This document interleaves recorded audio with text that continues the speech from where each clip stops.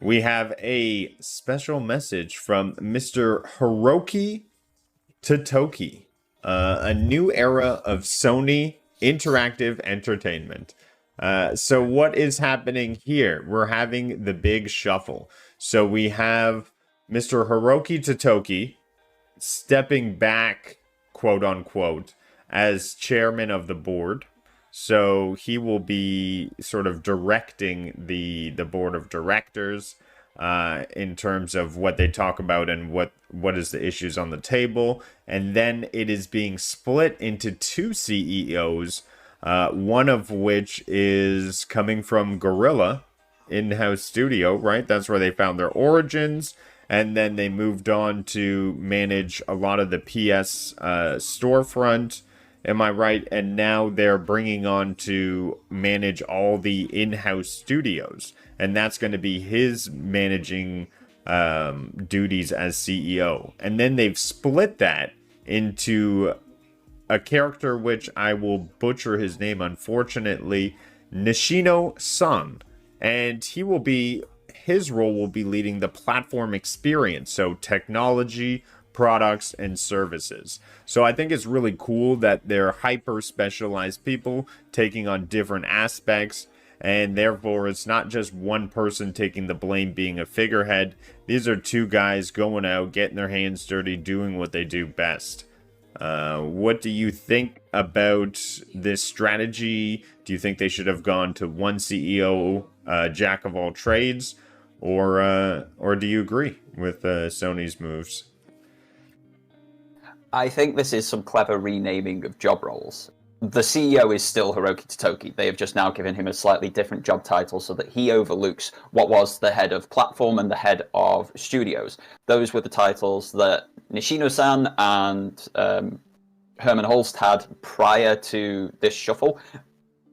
They're now just being called the CEOs of platform experience, CEO of hardware and what have you. So essentially, there's been job title changes, which will come with a pay packet change, but their job hasn't really changed. They're doing very much the same things.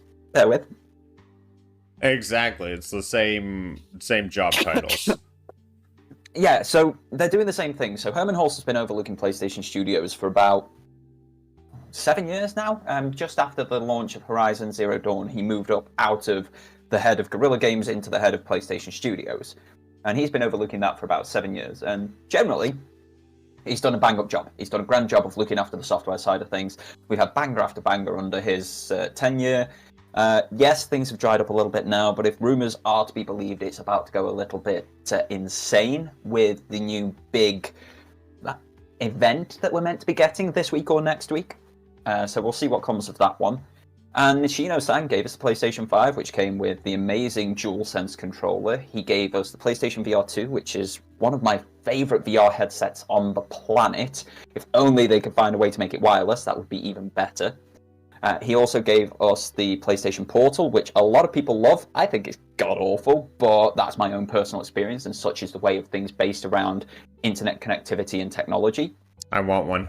So it's interesting that they've split that CEO role into two, so that one person just looks over the hardware, the platform, and all that sort of stuff, and he has made noises about having PlayStation games available elsewhere, portably, in the cloud, on your phone, on your television, that sort of stuff. He's also made noises about that platform being more than just PlayStation games, so we've got that whole Sony core being rolled in, so there's going to be movies and television shows involved in it. There's also going to be that whole sector of mobile as well, because it's such a large market and PlayStation is such a strong gaming name, they could always walk into that.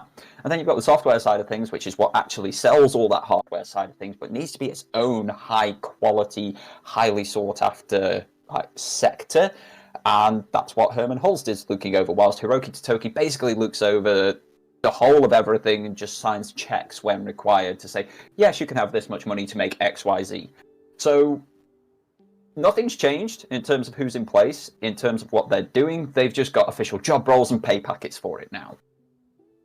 And Hiroki Totoki sits upon his mantle. And you get to keep saying his name. for a Yes. while yet. Although, Dorgon, what about these numbers coming in? This is not what PlayStation Sony fans like to see. Tom Warren out of the UK says Sony's PS5 sales are down 35% or 31%, what am I reading? Year over year in the recent Q. Sony also says it sold 20.8 million PS5 consoles for its full 2023 fiscal year, which is way below expectations. I remember hearing they were going to sell 25 million over the holiday season. So these numbers are obviously not meeting expectations, and that's the game these companies play. They're constantly setting expectations and gambling it away. I got a call here. Let me know your thoughts on this. So I've just picked my phone up and done very quick, rough mathematics for what 20 million PlayStation 5s being sold means in terms of money. Now, don't get me wrong, I know not all of this is profit. Not every bit of this figure is going to be revenue, because a lot of PlayStations sell at such a minor profit, they may as well not sell at a profit. But that is 10 billion pounds, because I did it on the UK price here, so 10 billion pounds on just PlayStation 5 consoles in the financial year 2023 to 2024. That is a lot of money coming through the coffers. I can't see 10 billion as a failure personally. I can't fathom how that is a bad thing, taking 10 million pounds in. And like I say, that's only from PlayStation 5 hardware. That isn't including PlayStation Portals, PlayStation Edge, the headsets, the controllers, the VRs, all of this sort of stuff. That's just the base console itself. You've then got the software atop of that, which is doing great guns in terms of numbers, which is making more and more money year upon year. And I'm like, am I missing something with these reports? Yes, okay, it's not quite the same as the year before, but you've just had 12 months where you only launched one PlayStation Studios exclusive title in Spider-Man 2. Yeah. Yes, you had some great third-party exclusives, but there was only one from PlayStation Studios. If we got a PlayStation Studios exclusive every 3 months, those sales would be much higher, and therefore the revenue even higher again. I feel like I'm missing something, because we're talking billions upon billions upon billions of pounds, even more in terms of dollars or yen. It's trillions of yen that we're talking for this Japanese company. How is any of this a failure? Like, especially when people are sitting there struggling to scrape like 20 quid together to buy their food for the week. I've got to be missing something. I think it becomes a failure with how the economy works in terms of making forecasts and then not meeting those forecasts. And this is where I believe Sony didn't do the right calculations based on, hey, we're not going to be releasing first parties.